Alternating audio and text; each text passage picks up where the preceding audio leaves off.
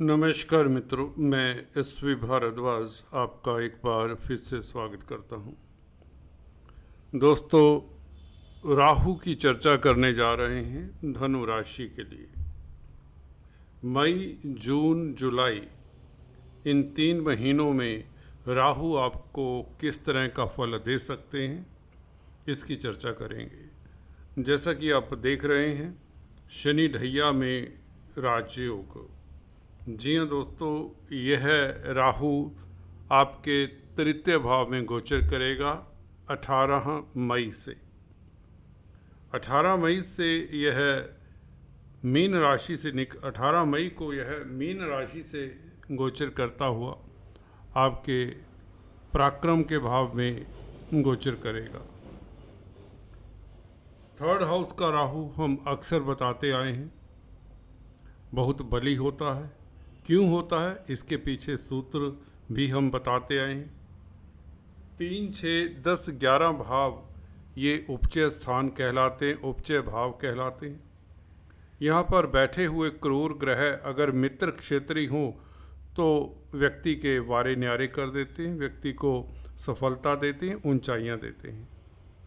राहु आपको किस तरह का फल दे सकता है, इसकी चर्चा तो करेंगे। इन 3 महीनों की बात करेंगे, खासकर मई 18 मई से बात करेंगे जब ये राहु कुंभ राशि में आएगा, और जुलाई तक की बात करेंगे।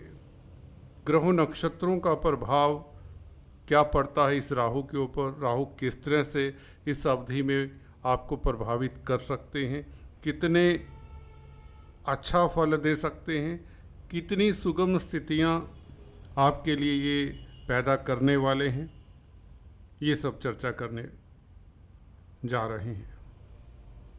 दोस्तों, राहु हम अक्सर बताते आए हैं, छल है, एक छाया है, इसका वास्तव में अस्तित्व है ही नहीं, विडंबना है। देखो, जिस ग्रह का अस्तित्व नहीं उससे सारा संसार भयभीत सा हो जाता है। राहु की बात हो, केतु की बात हो, या इवन शनि की बात हो, तो मन में एक भय की तरंग सी कौंध जाती है।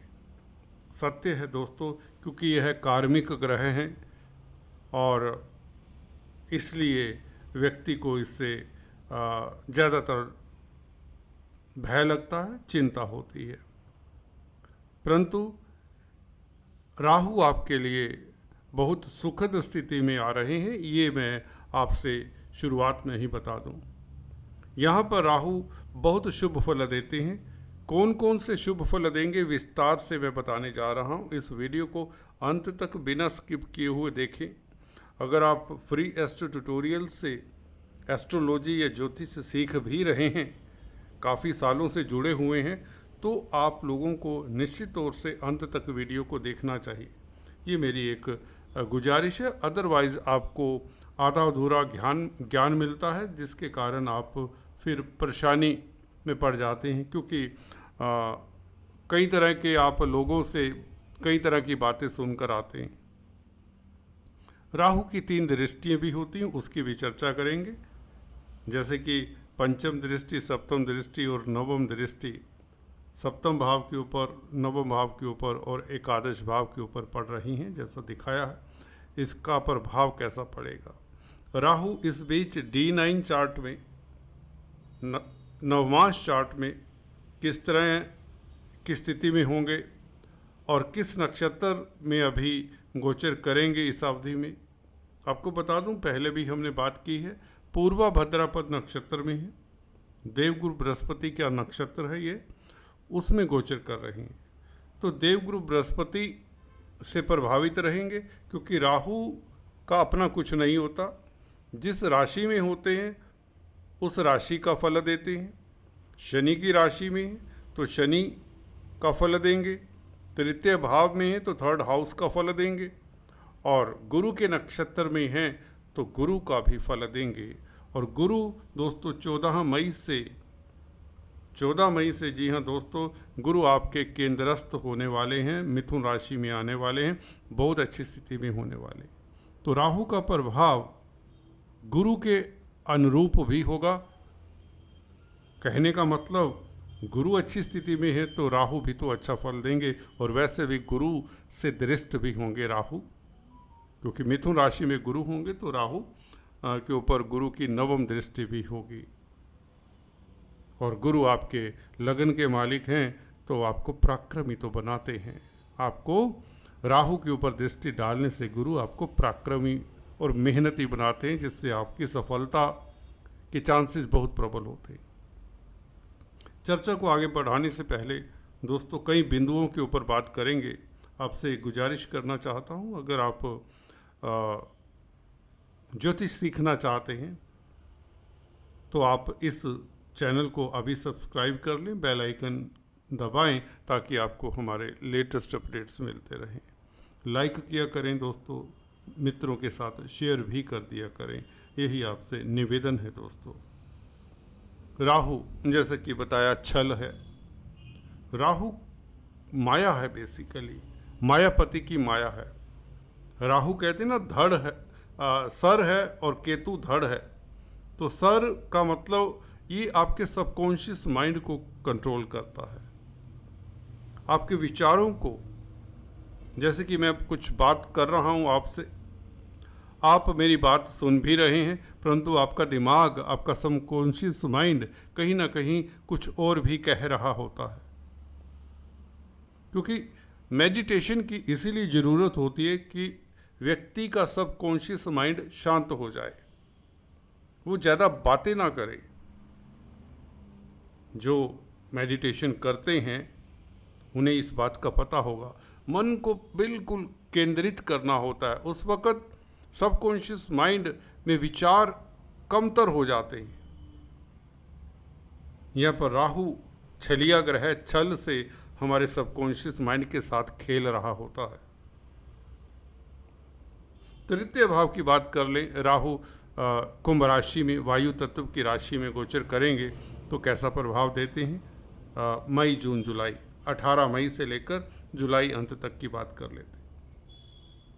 देखिए, पूर्वा भद्रापद नक्षत्र में गुरु से दृष्ट रहेंगे तो गुरु का फल देंगे।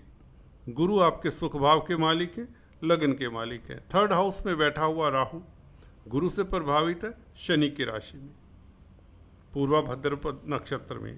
तो साफ बात है कि गुरु की दृष्टि के कारण राहु थर्ड हाउस में बैठा हुआ आपको कम्युनिकेशन की फील्ड में महारत देता है, संचार व्यवस्थाओं में आपको सफलता देता है, मित्रों का साथ मिलता है, यात्राओं से, छोटी बड़ी यात्राएं जो लोग करते हैं उनको सफलता देता है। मार्केटिंग के व्यक्तियों के लिए इसलिए ये खास शुभ रहेगा। राहु आपकी डिज़ायर है, मटेरियल डिज़ायर है बेसिकली। तो ये मटेरियल डिज़ायर की बात करें तो शनि की राशि में शनि बना बनाया मकान आपको दे सकता है इस अवधि में, क्योंकि गुरु भी चतुर्थ भाव के मालिक है जिसका प्रभाव राहु के ऊपर है। इस अवधि में अगर खासकर गौर करिए, खासकर अगर राहु की महादशा या अंतरदशा चल रही है, प्रत्यंतर दशा भी कई बार प्रभावशाली होती है। हालांकि प्रत्यंतर दशा बहुत छोटे पीरियड की होती है। तो आपको बना बनाया मकान मिलने के योग बनते हैं, प्रॉपर्टी से फ़ायदे के योग बनते हैं। अगर प्रॉपर्टी से रिलेटेड कोई आपका बिजनेस है, कारोबार है, कहने का मतलब इन 3 महीनों में या आगे पूरा साल गुरु से प्रभावित तो रहेंगे। गुरु सुख भाव के मालिक हैं। शनि से तो 1.5 साल प्रभावित रहेंगे, 18 महीने, क्योंकि राहु 18 महीने कुंभ राशि में रहेंगे। शनि की राशि, शनि प्रॉपर्टीज़ के कारक हैं, बने हुए मकान, दुकान, कंस्ट्रक्टेड प्रॉपर्टी के कारक हैं। अगर आपका शनि का कामकाज है तो भी ये राहु आपको लाभान्वित करेगा। यहाँ पर बैठा हुआ राहु, जिसे हम उपचय स्थान कहते हैं, तृतीय भाव, छठा भाव, दशम भाव, एकादश भाव में बैठा हुआ राहु अक्सर आपको ऊंचाइयां देता है। इन उपचय स्थानों में राहु बहुत अच्छा फल देते हैं, हम अक्सर बताते हैं।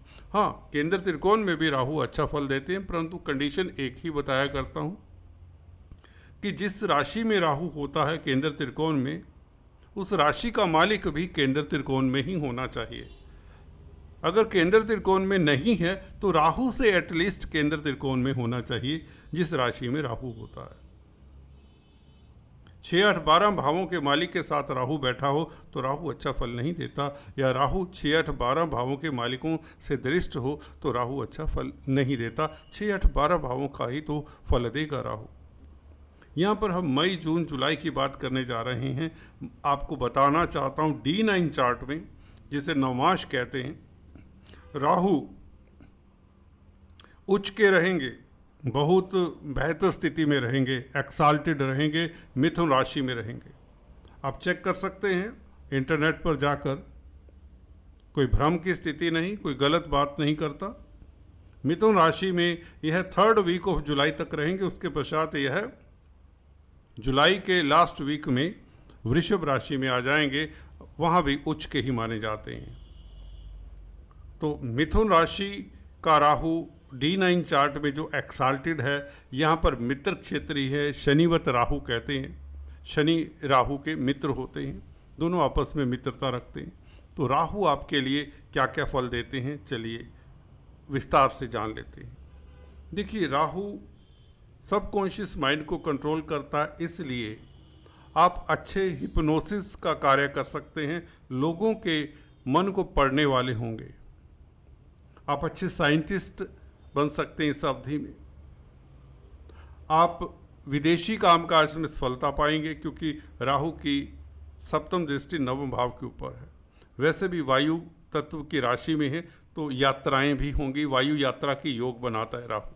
विदेश जाना चाहते तो ये आप तैयारी कर लीजिए, तो आपके विदेश के योग बनाता है राहु।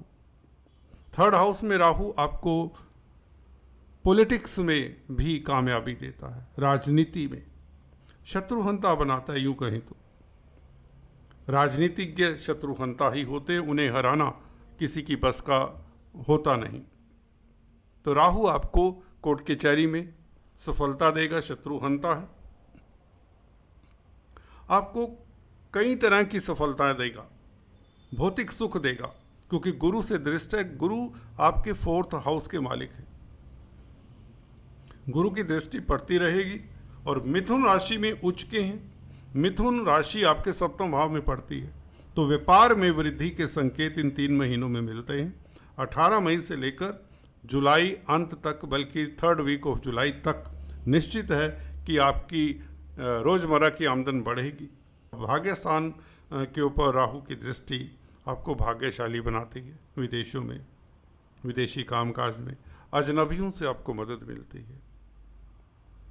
और यही राहु जब लाभ स्थान को देखता है, 9वीं दृष्टि से तुला राशि को, शुक्र का मित्र होता है। जी हाँ दोस्तों, खासकर 11वें भाव के ऊपर राहु की दृष्टि, ये 3 दृष्टियाँ कमाल करती हैं राहु। 5वीं दृष्टि और खासकर 9वीं दृष्टि तुला के ऊपर, आपको गेन्स होंगे, कई तरह के लाभ होंगे, आपकी मनोकामना पूर्ण होगी, आपकी इच्छाएं पूर्ण करता है। ये नहीं कि धन की ही इच्छा पूर्ण होगी, सभी तरह की इच्छाएं पूर्ण करता है ये राहु। 11वें भाव को देखते हैं 9वीं दृष्टि से, वो भी तुला राशि को। और D9 चार्ट में आपको भूलना नहीं है, उच्च का चला आ रहा है जुलाई तक। तो जुलाई तक व्यापार में वृद्धि, याद रखिए। बुध की राशि को देखेगा, आपकी कम्युनिकेशन एबिलिटीज़ बहुत अच्छी रहेंगी, आप अच्छे व्यापारी, अच्छे कारोबार साबित होंगे। बौद्धिक कार्यों में आप सफल होंगे। साइंटिस्ट हैं, रिसर्च कर रहे हैं, कोई अन्वेषण कर रहे हैं, तो आपको सफलता मिलेगी। चार्टर्ड अकाउंटेंट, इंजीनियर, डॉक्टर, इस तरह के कामकाज कर रहे हैं, तो क्योंकि D9 चार्ट में बुध की राशि में उच्च का होता है, तो आपके लिए बहुत अच्छा समय रहेगा। और बुध की राशि मिथुन 7वें भाव में है, तो आमदन बढ़ेगी। तो कुल मिलाकर ये राहु आपके लिए राजयोग कारक शनि ढैया में भी सिद्ध होता नजर आ रहा है। राहु का गोचर वैसे भी 3rd हाउस में अक्सर हम बताते आए हैं, आपको पराक्रमी बनाता है, हिम्मती बनाता है, आपको सफल राजनीतिज्ञ बनाता है, शत्रुहंता बनाता है, कोर्ट कचहरी में आपकी फतेह होती है, कर्जे से निजात दिला ही रहा है, क्योंकि आय के साधन बढ़ाएगा। 11वें भाव के ऊपर दृष्टि, राहु की 9वीं दृष्टि तुला राशि के ऊपर, आपकी इनकम का ग्राफ बढ़ेगा, आपके सोर्स ऑफ इनकम भी बढ़ेंगे। ये दृष्टियाँ बहुत कारगर हैं। हाँ, आपकी रुचि धर्म कर्म के प्रति शायद इतनी ना रहे, शायद आप इतने व्यस्त हों कि आपके पास समय ना हो, क्योंकि वैसे भी सबकॉन्शियस माइंड को राहु कंट्रोल करता है। जब आप मेडिटेशन करने बैठेंगे तो राहु जल्दी से मेडिटेट करने नहीं देगा आपको। सप्तम दृष्टि नवम भाव के ऊपर ये बताती है कि ईश्वर के प्रति आप जाएंगे तो सही, क्योंकि आपका स्वभाव हो सकता है आप पूजा पाठी हों, इंसान हों, परंतु सबकॉन्शियस माइंड दाएं बाएं होता रहता है। तो आपको थोड़ा सा मेहनत मुशक्क़त करना पड़ेगा। पूजा पाठी लोगों को थोड़ा सा ज़्यादा एफर्ट करना पड़ेगा मेडिटेशन जो करते हैं।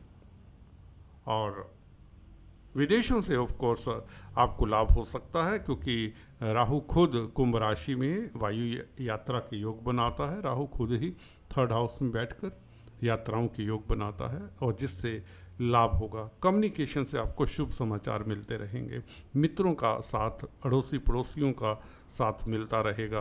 पत्रकारिता से खास आपको सफलता, जर्नलिज्म से खास आपको सफलता मिलने वाली है। इंटरनेट की फील्ड में अगर कामकाज करते हैं, जी हाँ, डिजिटल मार्केटिंग इत्यादि कॉमर्स के साथ आपका कोई नाता है, तो आपके लिए बहुत अच्छा समय रहेगा। ये राहु, 3rd हाउस का राहु आपको प्रचंड सफलता देने वाला है। धन की शक्ति आपके पास होगी, आय के साधन बढ़ेंगे और डेली आमदन बढ़ेगी। ज़मीन, दुकान, मकान परचेज करने का मन करेगा। दोस्तों, आज इतना ही, चर्चा को जारी रखेंगे। तब तक के लिए stay tuned. Thanks for watching this video. God bless.